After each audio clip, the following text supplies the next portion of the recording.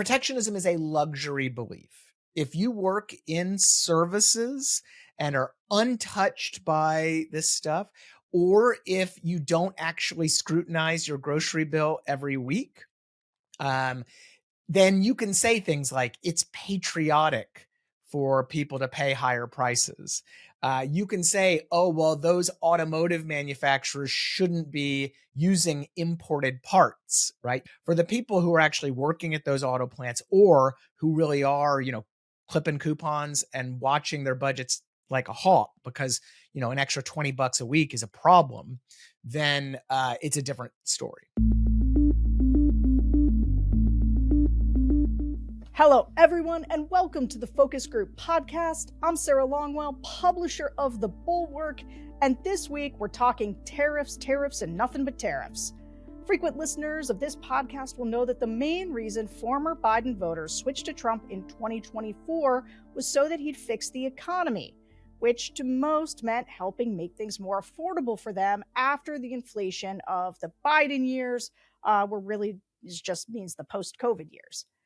As we are learning, Trump thinks the solution to every economic problem is more tariffs, even though they tend to slow growth while also raising prices. Depending on who you ask, his massive barrage of tariffs, followed by a sorta kinda 90-day pause, except for China and maybe in some other places and things, like computers or iPhones, is either a chaotic mess or a masterclass by a art of the deal master negotiator. Depends on your point of view, I guess. This week, we're going to hear from Biden to Trump voters about the tariffs that Trump promised and is attempting to deliver. My guest today is Scott Lincicome, Vice President of General Economics at the Cato Institute and author of the Dispatch's Capitolism Newsletter. That's like capitalism, but with an O instead of an A. Get it? Scott, thanks for being here, man. Thanks for having me. Scott, here's my first question. What's it like for you when everybody suddenly starts talking about tariffs? The thing that is your, your raison d'etre, and suddenly you're the belle of the ball. Yeah. Well, on the one hand, it's great, right? I'm very popular. And in the policy game, you don't want the phone to never ring. So that is certainly good.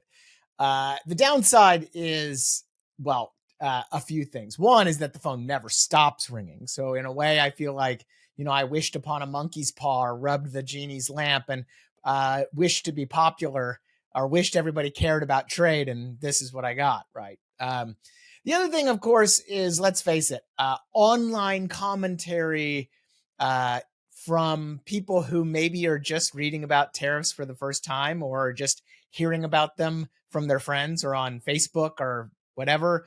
The online commentary can be pretty brutal. You get the same 5 talking points over and over and over, regardless of how many times those things have been debunked. And of course, you have just random people calling you a moron who, you go to their Twitter bio and they're like a high school soccer coach, which, hey, no offense to a high school soccer coach, but I don't show up to their games and start screaming about whether they should play a 4-4-2. And that's basically my entire life now. Yeah, that sounds reasonably annoying. So you've said the Occam's razor explanation for Trump's tariffs is that he likes tariffs, and he always has. Simple as that. Why do you think Trump likes tariffs? I would go back to the original part of that. What is there to like about him? And then give me the most generous possible argument you could make for them, if there is one. Right. So if you look back at Trump's writing since the 1980s, he has generally seen trade as a zero-sum thing. There's a winner and a loser. Never positive sum, like most economists think of trade, where there's actually everybody can win. Also, he sees access to the U.S. market like a real estate transaction, you should pay to access the market, always from the kind of producer's perspective, not from the consumer's perspective. And he sees the trade balance as a scoreboard for who's winning, who's losing, and whether we're charging enough for access. And that's where I think the tariffs come in, right? Tariffs for Trump have long been a fee, an access fee to the U.S. market, and one that should be applied to any country that has a trade surplus with the United States. So we have a trade deficit with them in order to balance that relationship. That apparently they've been winning too much at our expense. Now, look, I'm not a psychiatrist, but people who have spoken with the president and dealt with him say that a lot of this goes back to kind of, again, 1980s New York real estate, where the Japanese were buying up buildings and outbidding Trump for properties and construction and workers and the rest, and that this kind of has just kind of set him on his way. Today, however, I think the explanation is a little different. I think it does seem that if you listen to his words, if you look at his actions, and you read the behind the scenes, political gossip stuff that you and I read every day, it certainly seems that those general themes about the trade deficit and tariffs still apply. But today, I think the additional reason is that U.S. law is just insanely ambiguous and discretionary when it comes to tariffs. And what I mean by that is that Congress has, over the last 80 years, given the president massive unilateral powers over trillions of dollars in annual commerce. And he can kind of flip them on and off until a court stops him or Congress gets in the way. He can just kind of play kingmaker with these tariffs anytime he wants. And this has all sorts of benefits for the president. He can have corporate titans and government officials just scrambling to the White House looking for special deals. He also, of course, can dole out special favors to those he wants. It also, let's face it, it puts him at the center of the Trump show, and it keeps Donald Trump at the center of everything. And that is a huge benefit. Combine that with it does generate seen benefits, right? One of the problems with trade policy is that the benefits of protectionism are very obvious. I have protected a company and these workers. The costs are far more diffuse, less visible. And so he can generate these kind of big seen victories. And as a political matter, that's another big win. And finally, most people don't care about or think about trade deeply because most of us don't work in this field, or we have lots of other, we're rationally ignorant, we call it.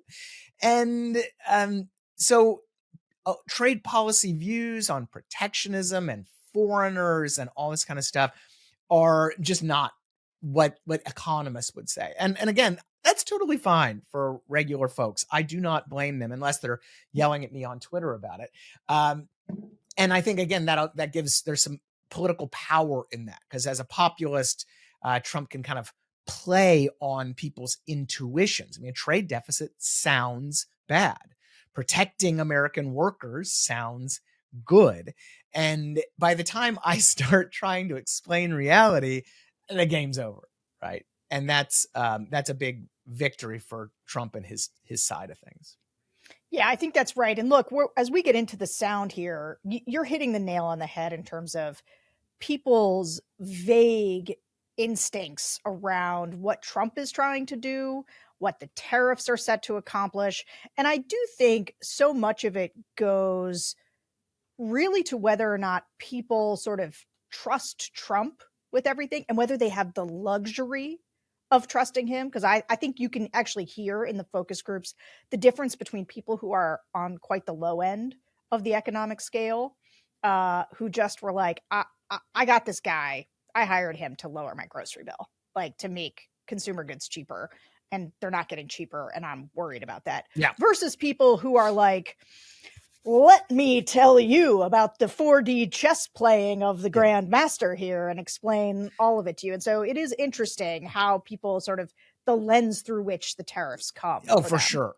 And, again, getting back to the economics, tariffs have long been known as a highly regressive tax, meaning they disproportionately harm poor American consumers. And in the United States, our tariffs are actually doubly regressive because we have higher tariff rates on cheap versions of products like shoes than we have on expensive ones.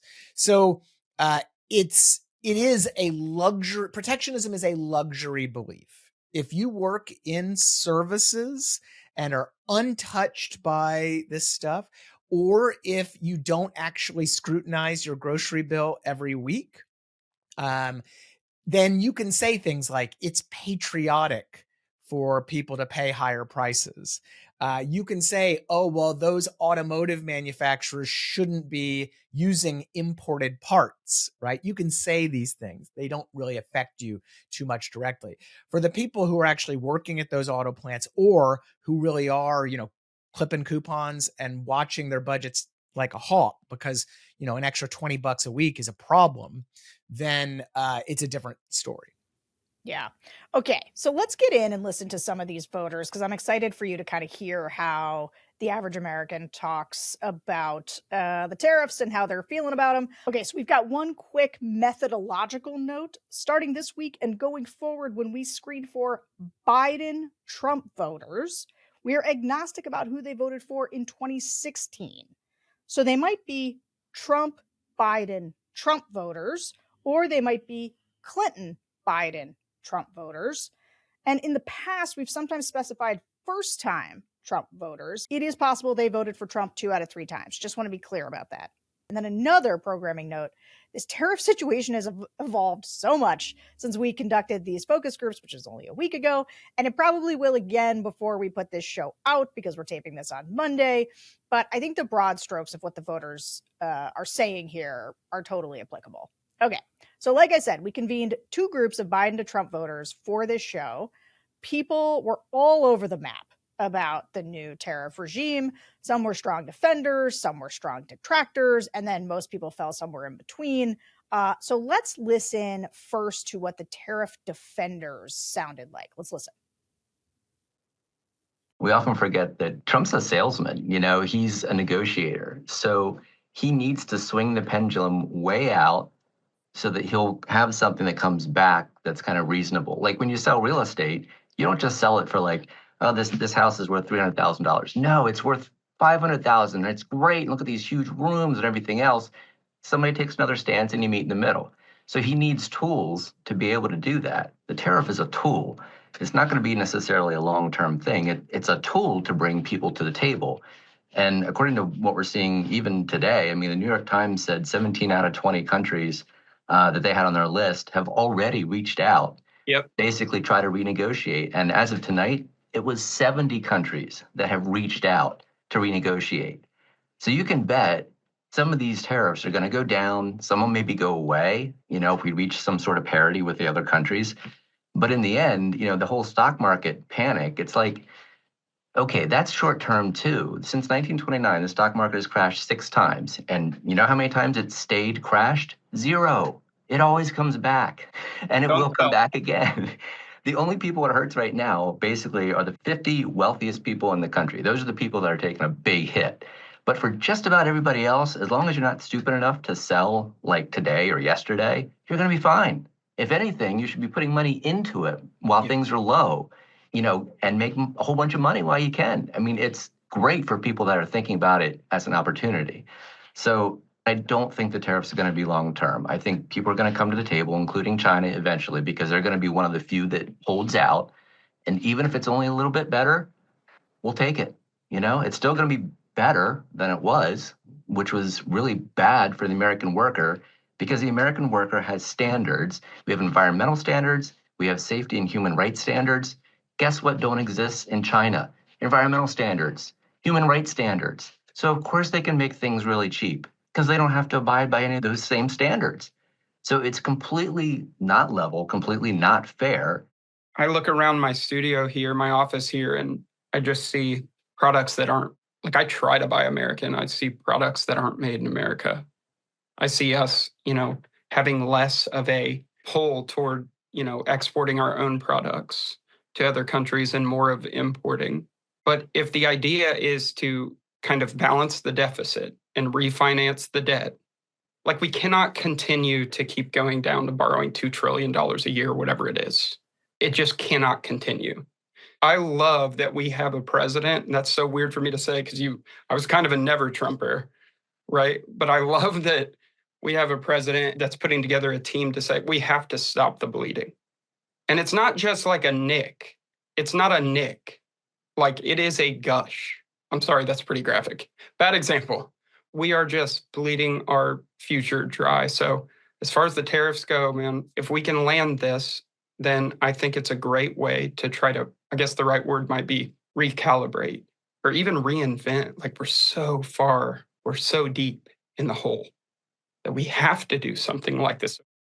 What I didn't realize until Trump's first presidency was how badly the US was getting screwed on them.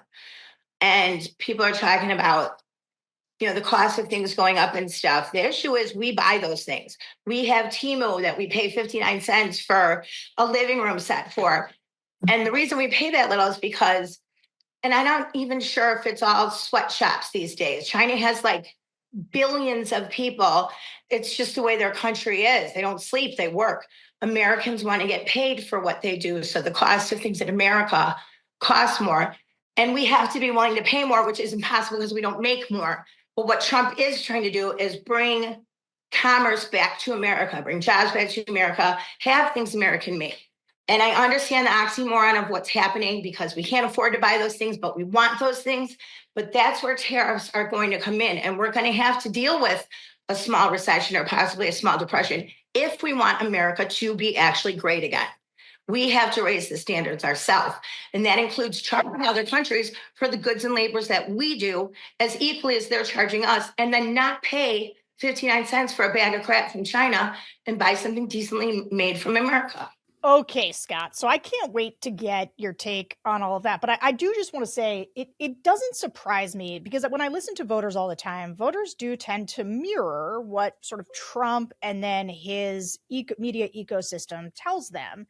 What was interesting to me about Trump's pitch on the tariffs is that they gave sort of three broad reasons why they were doing tariffs, right? They're going to remake U.S. manufacturing, going to remake the country and bring manufacturing jobs back, or they're going to negotiate. They're going to bring these guys to negotiate better deals, or number three, they're going to raise a bunch of money from these tariffs to pay off the debt. And you heard shades of all of that kind of in there. Are any of those real things? Yes, but so tariffs throughout history have been used for all of these purposes, to raise revenue, to protect domestic manufacturers, and to be used in negotiations, right? Or what we call for reciprocity. The problem is that tariffs really can't be used for all three of those things at once. So one of the brilliant things that Trump has done here is he has thrown out these three things. And of course, they're attractive, right? We sell more abroad. People are inherently mercantilist. They think about exports as winning in trade. We do have budget problems and debt problems. And again, as we talked about earlier, people think protecting American manufacturing is great, but you can't actually achieve all of those things simultaneously, because if you put your tariffs high enough to protect manufacturers, you're not going to raise that much revenue, because you actually need a lot of imports to collect tariffs, because tariffs are only paid on stuff that actually enters the country. And negotiations will only work if you're offering to lower the tariffs you've increased. So that harms both your protection and your revenues. You can't get steady protection. You can't get steady revenue. And if you're saying this is all about negotiating, investors aren't going to invest in new factories and all this stuff if their tariff protection is going to go away in just 6 months, a year, whatever. So this goes back to, again, people not thinking very deeply about these issues. And I get it. But you can't achieve all three at the same time. And what was your reaction to just hearing the voters explain why they were pro tariffs in this moment? Yeah, look, it again, it's a messaging victory for the president in the sense that everyone actually thinks that America was getting screwed in the past global trading setup and that American workers have been suffering. The reality is different. Yes, countries do bad things in trade policy. And yes, the Chinese government has several policies that I wish were better. But the reality is that the United States has been one of the big winners from globalization over the last 30 years. The United States was the chief architect of the global trading system. And if you were to ask anyone, particularly in a developing country, about who the big winners are from trade, they would probably say the United States and China. And for Americans to say, "Oh, this is what a disaster this has been. We're getting screwed," is just not correct. And the other thing is for workers. I mean, most of us don't work in manufacturing where there could be import competition. And in general, median blue collar wages in the United States have been up a lot, adjusted for inflation, over the last 30 plus years since we've been doing NAFTA and the World Trade Organization and the rest of that. Household wealth is at an all time high. There's a lot of different variables that show that you can pick and choose on the margins, and certainly certain workers have had difficulties. But as a whole, the American worker is doing pretty darn well over this globalization period. So it's hard to rebut that for a guy like me, because again, once you start trying to contradict what people are feeling, you're losing. And that's, I think, going back, as I said before, kind of the seductive, the attractiveness of protectionism is it seems to offer this very easy fix to what are complicated problems or just imagined problems. Yeah. Well, we're going to get to some of the people for whom protectionism is not a luxury item. But quickly before we do, one of the things that's been kind of, I think about a lot is the recalibration of the electorate. And what's so interesting to me is that, if you said, well, what does Donald Trump and RFK Jr. and Tulsi Gabbard and Elon Musk and Joe Rogan, what do they all have in common? It's that 10 years ago they were Democrats. And a lot of these Trump voters, too, are also people who previously were either Democrats or left-leaning independents. And what's interesting to me is like those populist trade instincts that were more aligned with sort of the unionized left, now are sort of resplendent in the Republican Party. Like, what do you think's going on in terms of just the Republican Party suddenly being a protectionist party, which is obviously, I don't know how old you are, but we look roughly the same age. So I think we both came up as free traders as Republicans or conservatives or libertarians. I worked on the McCain campaign, for heaven's sakes, right? I mean, very free trade oriented. So the shift has been quite dramatic and jarring. And, I think there are four big factors that explain the shift in the Republican Party. The first and most obvious is Donald Trump. I mean, this guy has been a protectionist all his life and has a very strong following and is the ostensible leader of the party today. So some of it is just they're kind of politicians riding in the president's wake or just afraid to contradict him. All right, focus group listeners, have I got a podcast rec for you? In wild times like these, do you ever want to just break fake rules? It's important to rethink some of the dumb rules we follow for no good reason. Well, that's exactly what friend of the Bulwark, Glenn Galick, gets into in his show, Break Fake Rules. Here, Glenn and his guests dig into the self-imposed rules that hold us back, particularly in the world of America's ultra-wealthy philanthropists, to uncover which rules we should commit to breaking together for a better society. Just be sure to break rules in a cool way, not in like an Elon way, or in a planning drone strikes over Signal way. Like a legal way. Check out a recent episode of the podcast where Glenn and I sat down to talk about how philanthropists can use their FU money to defend democracy. Because what is the point of having FU money if you can't say FU when people come and try to take over our democracy? So, if you've ever wondered why we live by certain rules or dreamed of what becomes possible when we do things a little bit differently, tune in to Break Fake Rules wherever you get your podcasts. But there are other things going on.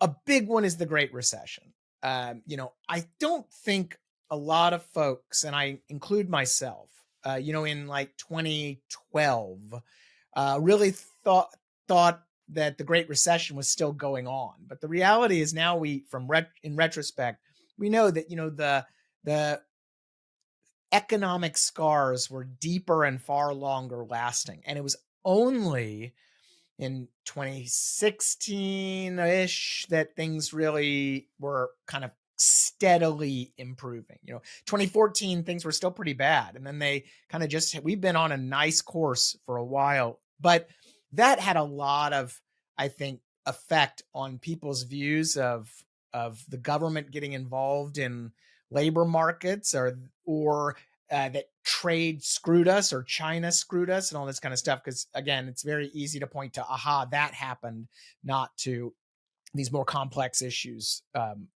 fueling the Great Recession and all of that. So another big one is China.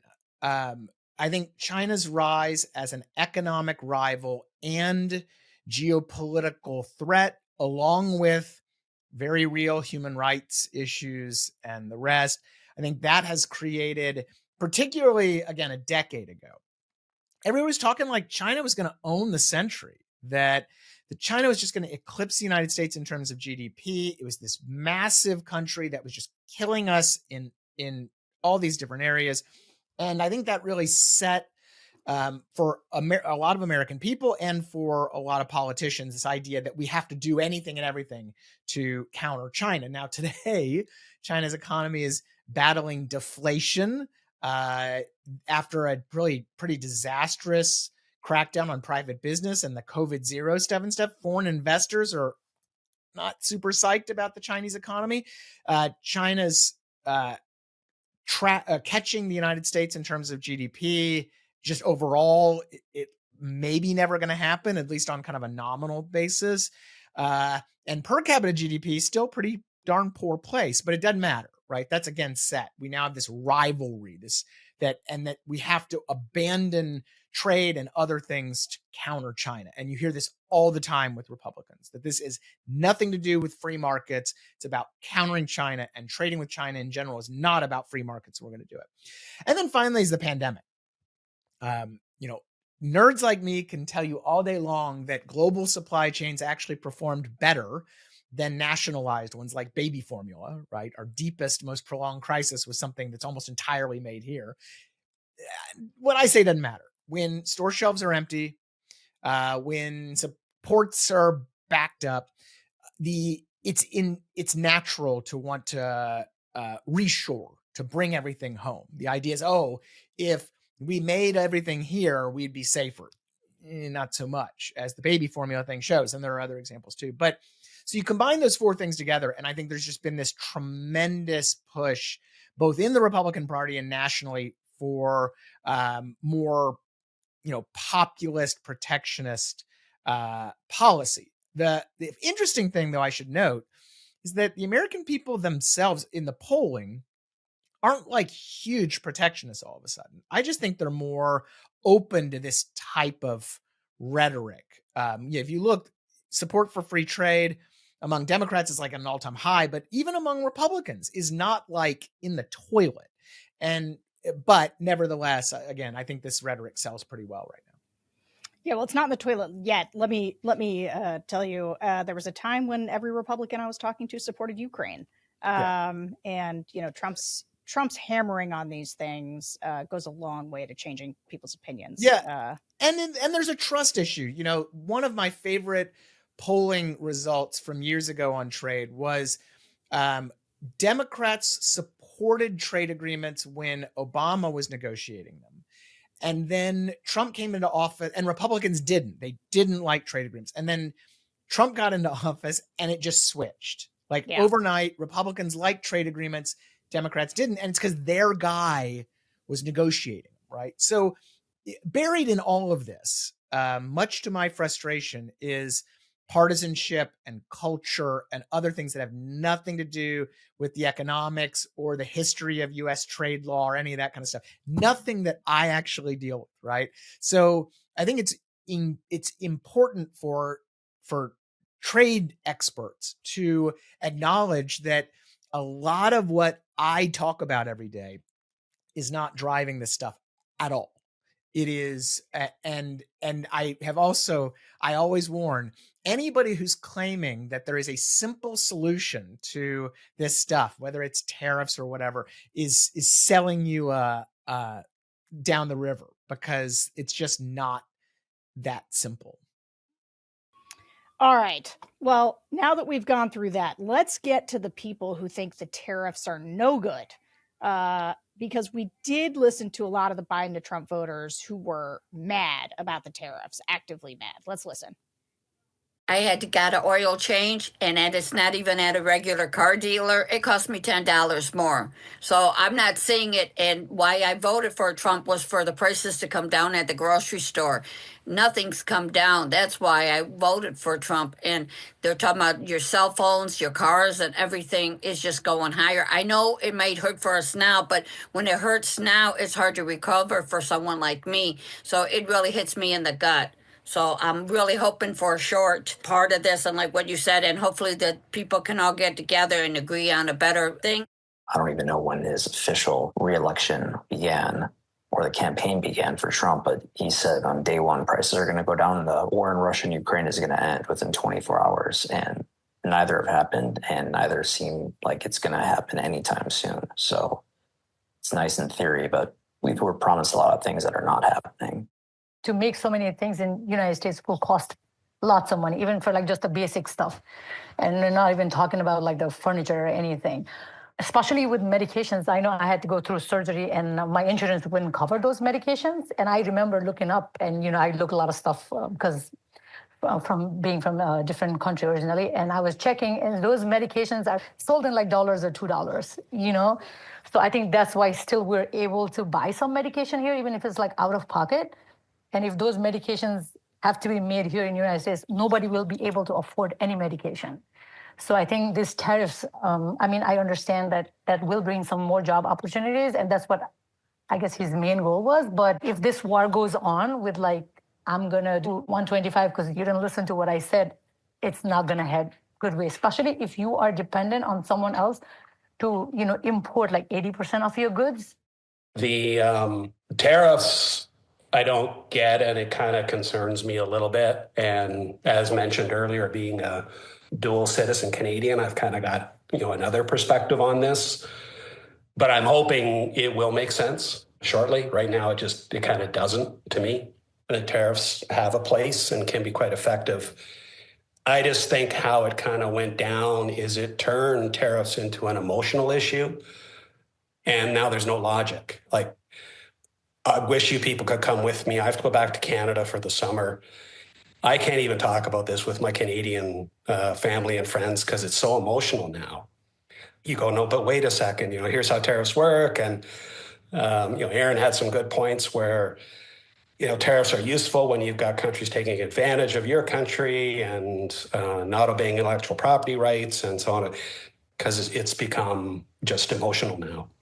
And I think it's taken away, I hope it hasn't, but I think it's taking away more of the spotlight from some of the other more important issues that are going on. And I hope that it sort of finds its rightful place and settles down really quickly. It's a simple concept, but it's also a very complicated concept at the same time. And in this world, pick any product off the shelf and try and disassemble that product in terms of where all the component pieces came from. And it's almost impossible, right? So you can't say this is an American product. Canadians are wrestling with this right now. I find it kind of hilarious. They're buy Canadian, we'll stick it to the Americans. And it comes down to, first of all, they're putting this up on like Facebook, which I go, do you guys get the hypocrisy of that? On your Apple device, I go, okay, double hypocrisy, but go on.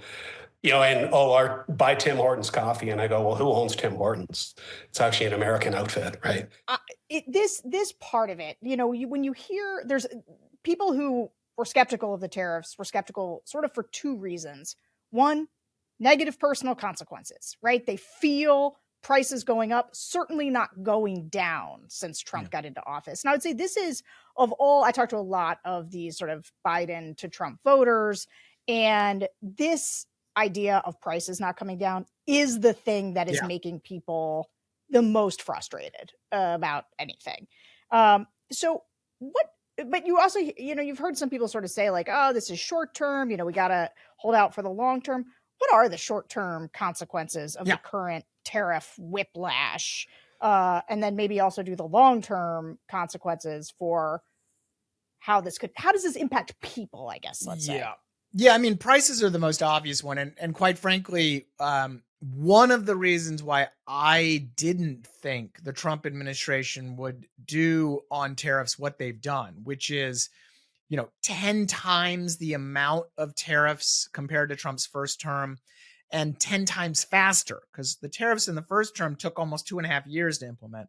These took 2.5 months, right? So 10 times bigger, 10 times faster. And I was skeptical just because of the price issue, that a guy that basically seemed to have won the election on the back of inflation-weary Americans was going to turn around and slap taxes on avocados just struck me as crazy. And yet here we are. And so tariffs, if they do what they're designed to do, is they will raise prices. They will raise prices of both the imported product and the domestic alternative. And that's something most Americans don't get either. You can't just buy American and suddenly pay a lower price, because the American goods probably more expensive to begin with, and with less competition, the price is going to rise to basically right below whatever the import price is, right, with the tariff. This show is sponsored by OneSkin. Think you only need sunscreen in the summer? UV rays are sneaky. So are things like pollution and blue light exposure that quietly wreak havoc on your skin, speeding up cellular aging. That's why you need a broad spectrum sunscreen every day. My favorite?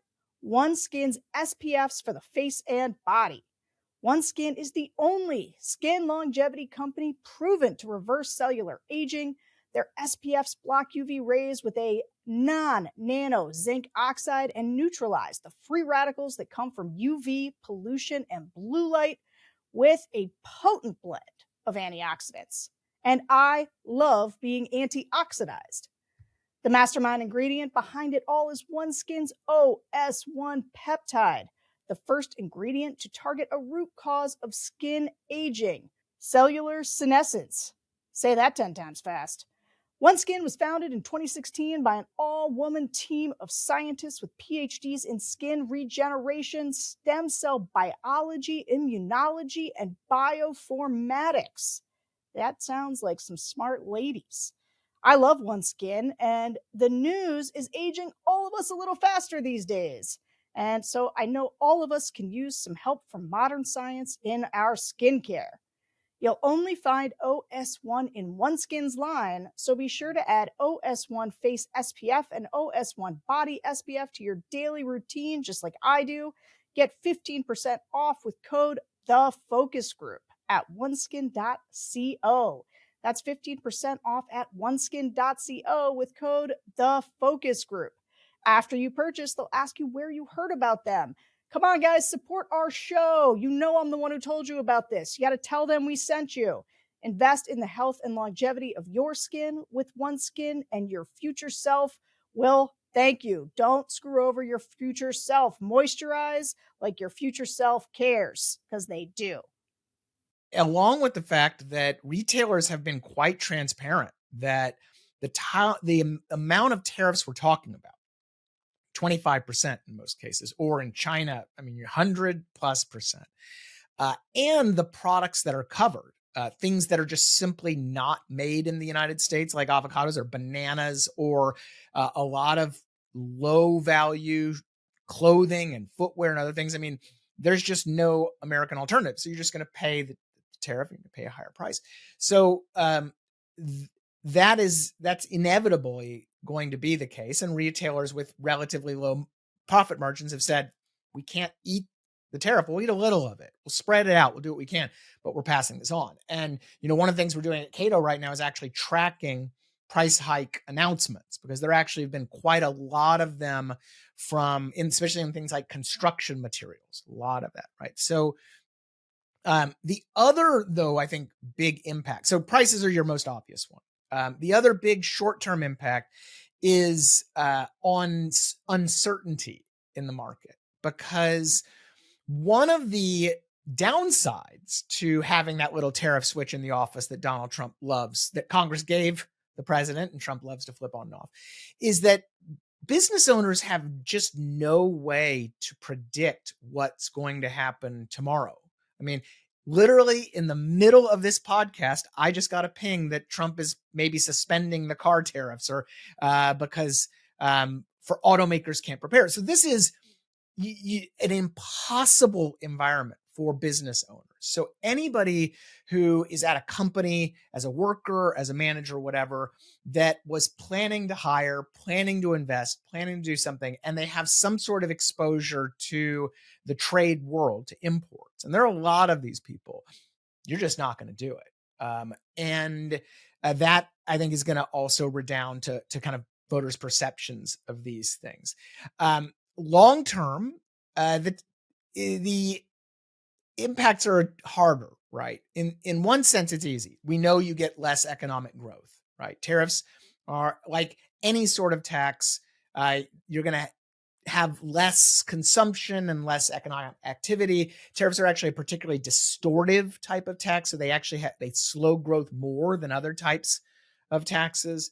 And you have concerns about supply chains and trading partners. Are we simply going to lose export markets because of retaliation, or because, consumer boycotts are going on in Europe and in Canada and elsewhere? So these things take a little bit of a while to materialize, but you could see kind of long-term shifts in these trading patterns that are not actually to the benefit of the U.S. economy.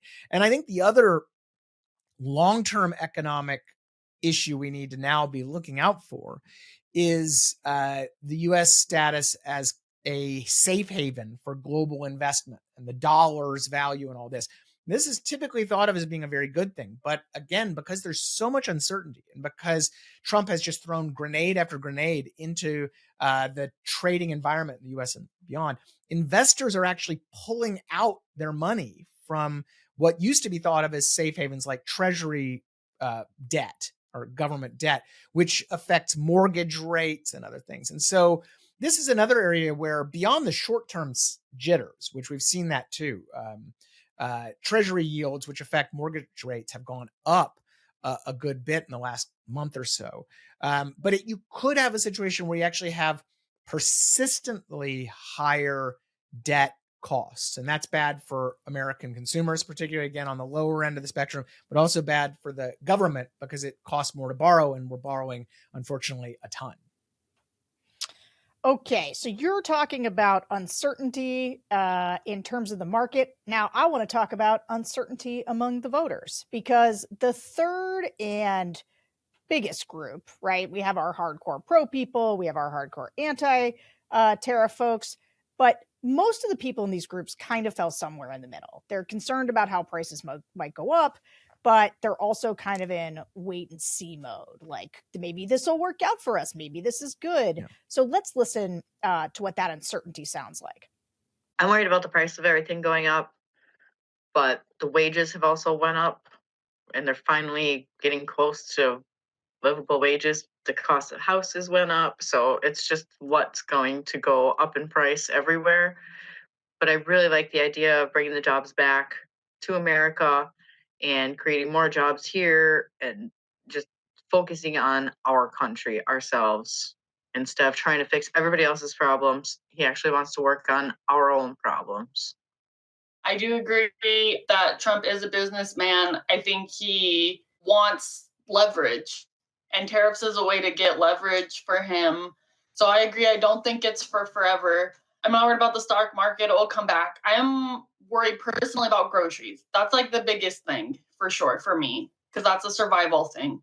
Part of the reason why the countries got hit with the tariffs is because we have a trade deficit with them.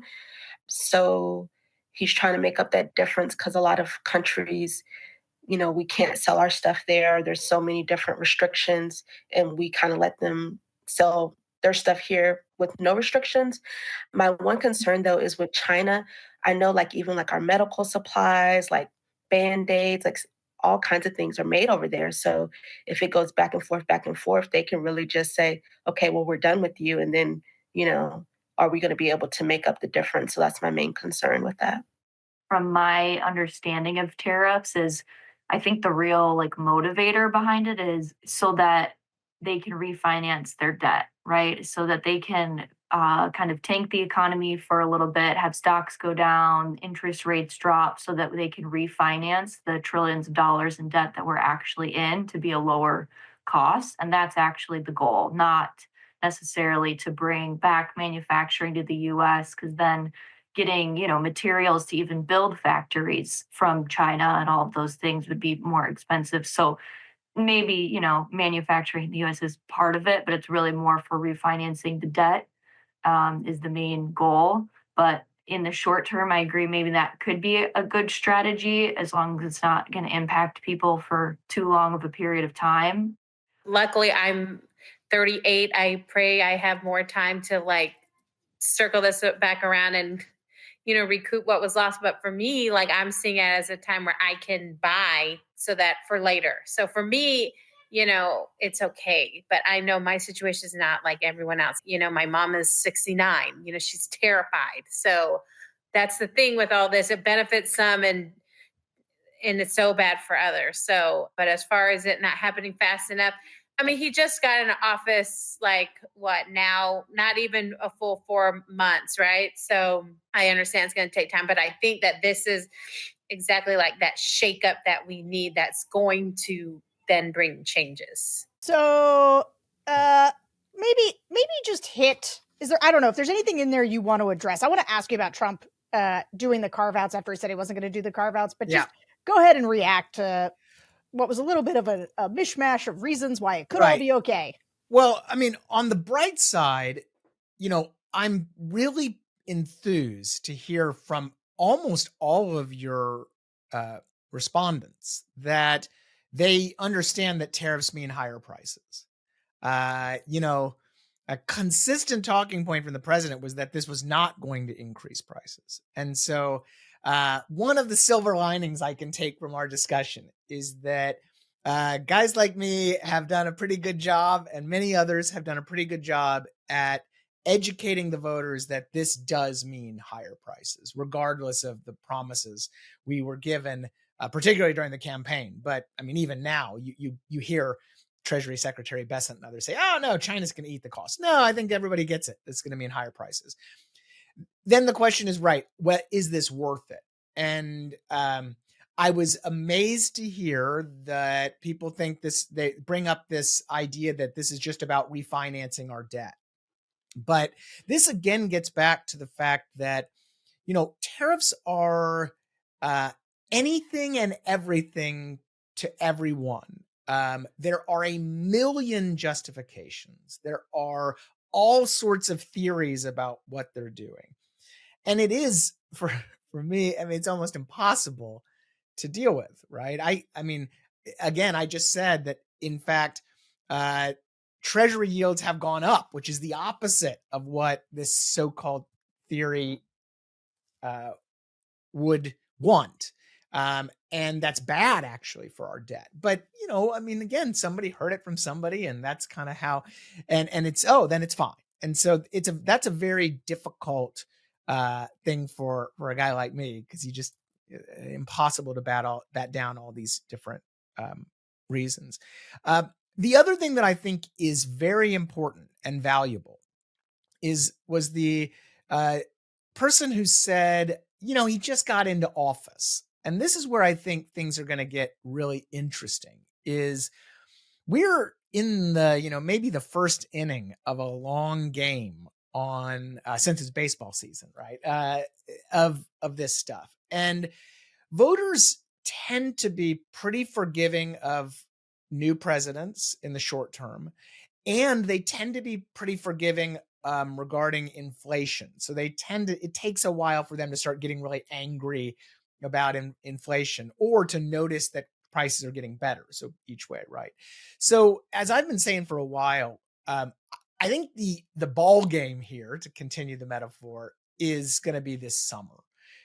When voters say, okay, you've had 6 months, whatever, 8 months, and it's still chaotic and the tariffs are still here and the negotiations didn't produce what you said, or prices are now up. I got, my car is more expensive, or my clothes, or I'm getting tariff bills on my receipts, right?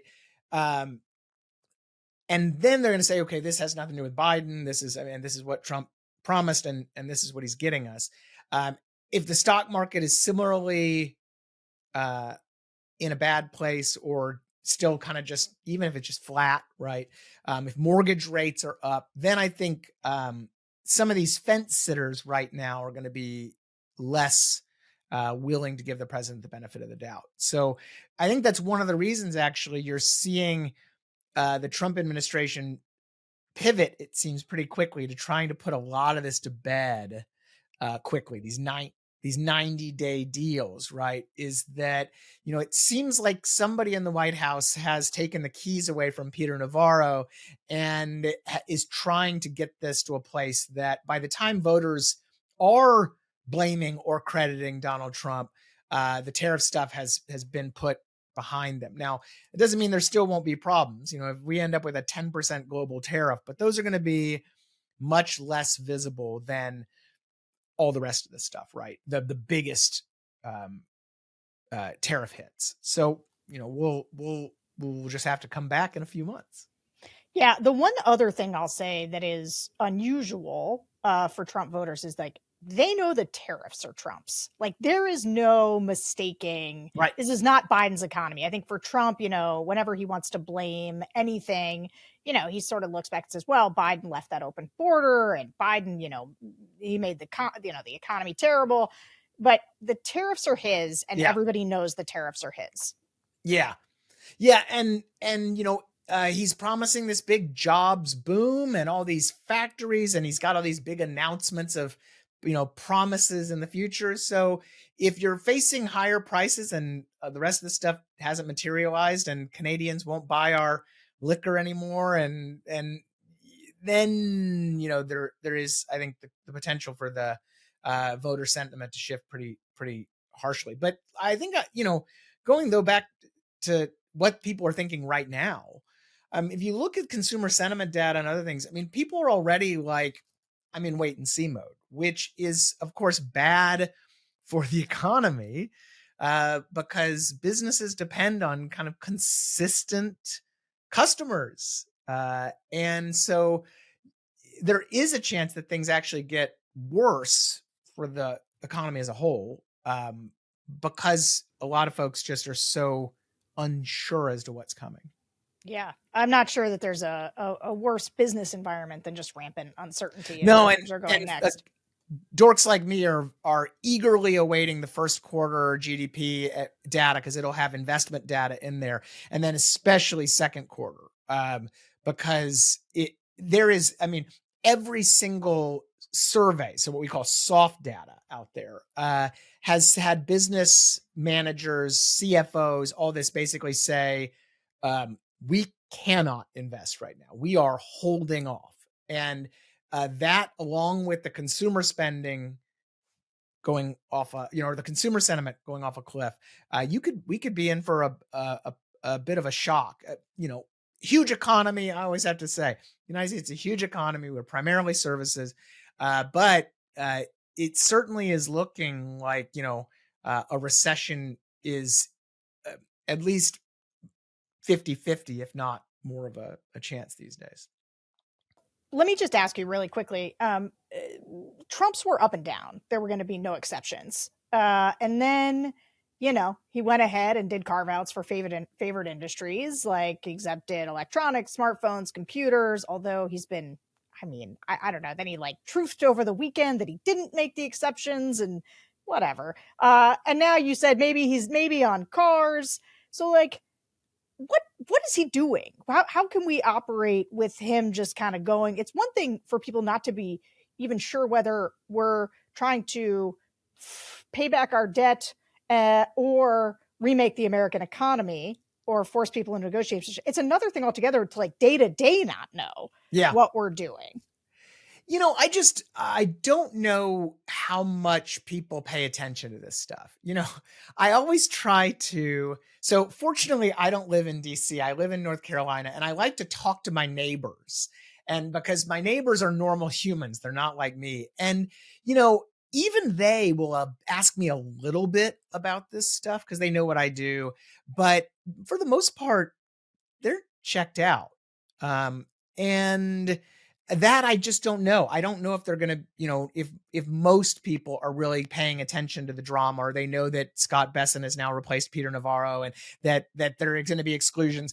And I don't know if they're really attuned to kind of the cronyism and some of the other stuff that's going on here.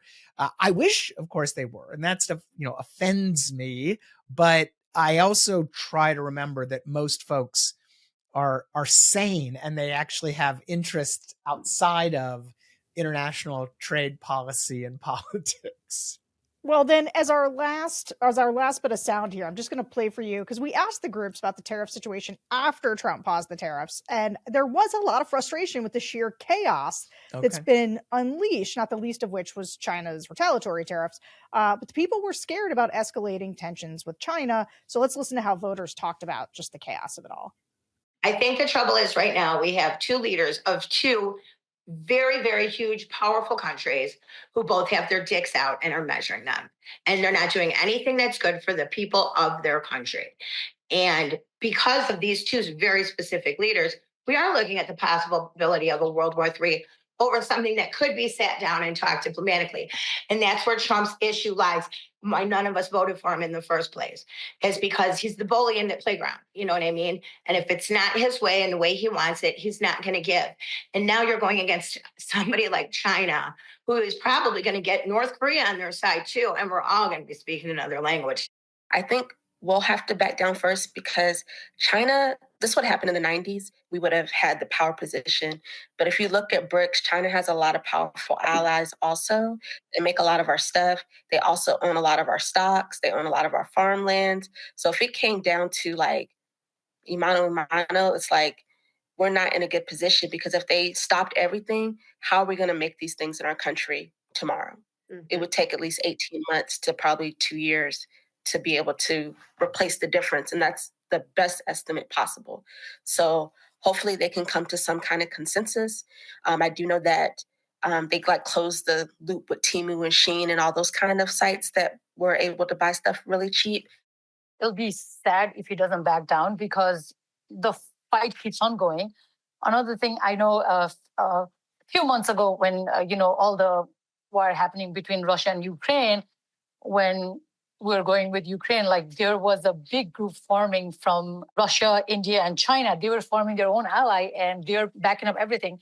So they pretty much would own 90% of the market throughout the world, So rather than having your ego, if you just back down a little bit and sit down and talk, that would be the way to go. And because I don't know if they will pay anything because they're a billionaire, only the one would be suffer people like us, who have to make our ends meet in a very difficult ways. So I guess as a last matter, is a trade war, I guess we're in a trade war with China, but what is this going to do to our relationship with China and the future of our global trading and how that relates to our relationships with everybody else on the global stage? Yeah. I was actually really surprised to hear those concerns because typically I don't think geopolitics kind of filters into people's views of trade beyond the kind of, foreigners are screwing us type stuff. So it's really I just say as a quick thing is every now and then one of these people will open their mouth And like you've just been watching them, they look normal, and all of a sudden they say they like just spit fire at you, like they like know all kinds of things, and you're like, wow. Like that middle woman who was like knew all of the. I was like, okay, go on. No, but anyway, go ahead. that gives me hope. One of my big concerns with the current situation with China is not Temu and Shein. Quite frankly, it's that when you cut off trade and investment, you make hot wars more likely. And if you look at Taiwan, for example, currently China's integration in the global economy and with the U.S. economy acts as a bit of a check on an invasion of Taiwan or other bad behavior in foreign policy. If you completely sever the two economies, if you turn China into this massive, North Korea style economy, it makes bad stuff like that happen, which is a lot worse than paying more for a cheap t-shirt. So I think it's interesting that people are recognizing this potential for the conflict to spiral, because that's the other thing. One of the reasons why we don't like tariffs and protectionism is because rarely does the tempest stay in the teapot. It inevitably, foreign governments are compelled to retaliate because they have their own political or strategic incentives, even if it's bad for their own economies. And you can get to a tit for tat situation that can be very bad for both the global economy and, again, for potential actually armed conflict, right? So I think it's good to see that people are aware of these issues. The only thing I was a bit surprised, honestly, is I didn't hear more about going after allies and treating allies like we're treating China, because quite frankly, that offends me. The Canadian guy kind of mentioned this, right? But treating Europe and Japan and Canada and even Mexico as national security threats, which is what we're doing, is insane, and makes it more likely that they're going to move out of our geopolitical orbit and more either into China's or into their own. New Zealand just yesterday proposed a bunch of like-minded countries, the Europeans, the Trans-Pacific Partnership countries, all just banding together and kind of leaving the U.S. out. And so that's the type of stuff that I was a bit surprised that people weren't bringing that aspect up. Well, I'll tell you, it is not, I know it reads to you like maybe a good thing that people understand that there's geopolitical implications, but like if you are in sort of the right wing ecosystem at all now, you very much are primed for World War III. Like I hear the World War III stuff all the time. And in fact, one of the reasons that people voted for Trump, not the top one, which was to lower prices, or maybe the second one, which was to do something about immigration, but the idea that you needed somebody strong like Trump at this moment when things felt chaotic on the world stage was one of the reasons people voted for him. Another example, I think, of people missing the fact that Trump was absolutely ready to destabilize the world in ways both economic and geopolitical. Here's my 2 cents. No, it's depressing to hear, not entirely surprising. It just is kind of stunning to me that people, and you hear a little bit in the sound bites you gave, that they want the world to be rewired, right? That's something we actually that's what a lot of people want Trump to do, and for the other kind of stuff we haven't discussed, this kind of wartime economy stuff also is really baffling. Like, wartime economies are really bad. Yeah, we might have a lot of people working in factories, but it's very bad. You're poorer, and of course, people are dying.